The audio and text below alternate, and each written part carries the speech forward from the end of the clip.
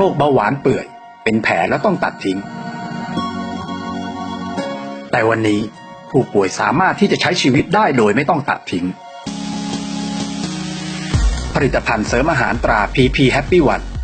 มีส่วนผสมของสารสกัดจากเห็ดหินจืดสารสกัดตะบองเพชรสารสกัดพริกไทยดำผงกระชายดำผงถังเช่าสารสกัดจากโสมสารสกัดโกจิเบอร์รี่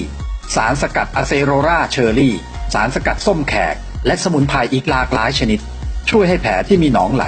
เนื้อตายกลับมาแห้งและมีเนื้อใหม่เพิ่มขึ้นสามารถใช้ชีวิตได้เหมือนเดิมสนใจสั่งซื้อได้ที่ศูนย์สมุนไพรให้ชีวิตโทร0959638295 ผลิตภัณฑ์เสริมอาหารตรา PP Happy One ควบคุมคุณภาพการผลิตโดยคุณพยนต์ภูมิเย็น